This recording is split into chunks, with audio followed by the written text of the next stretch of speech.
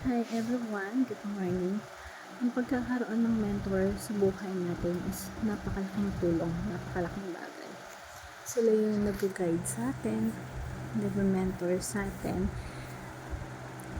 nagtuturo sa atin na maging accountable tayo at maging responsible tayo sa buhay natin.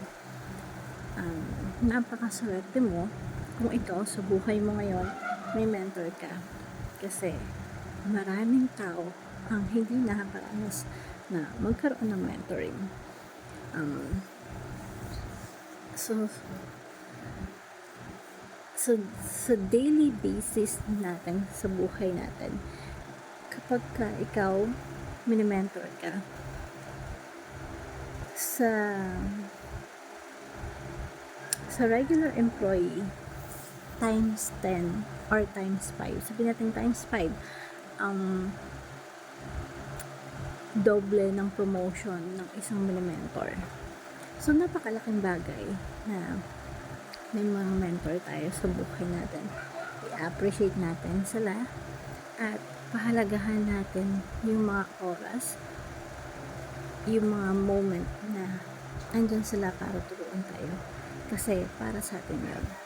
Minsan, hindi madali. Kasi hindi natin maiintindihan yung mga tinuturo nila. Bakit? Kasi hindi tayo sanay. Lalo na yung when we get out of our comfort zone.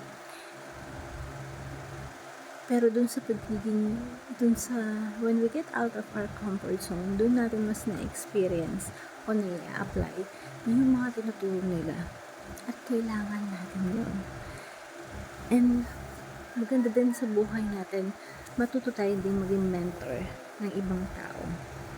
Ang sarap na merong nagtuturo sa atin at ang sarap na meron tayong tinuturuan. So, let us apply the workmanship of mentoring sa life natin. Kasi napakalaking bagay nun at napakaswerte natin na meron tayong mentor sa buhay natin. Kaya dun sa mga mentor po namin, sobrang salamat at taos puso kami nagpapasalamat po sa inyo na sa time and effort na ibinigay nyo para mabuo kami, para matuto kami, para maging strong kami. At higit sa lahat, pinaka-the best na mentor tayo na we cannot see him, we cannot touch him, but he works behind our life, and that is our Lord God. He's the best mentor that we have because He allows us to experience everything para matuto tayo. And sometimes hindi natin naiintindihan kung paano niya tayo tinuturuan, pero when we go through with it, andun pa rin yung lessons at the end. So, cheers to our best mentors out there. Jesus Christ, our God, na patuloy tayong ginaguide sa araw-araw ng buhay natin, na maging accountable tayo, responsible tayo sa buhay na binigay niya sa atin, na live the life that we have,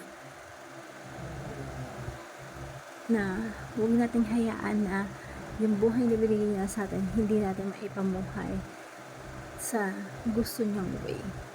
So, this year, let us live our life the way that God wants us. Sundin natin kung ano yung sinasabi ng mentor natin, because when we follow what they say, they lead us into the right path. Hindi na tayo ipapahamak. Thank you everyone and God bless.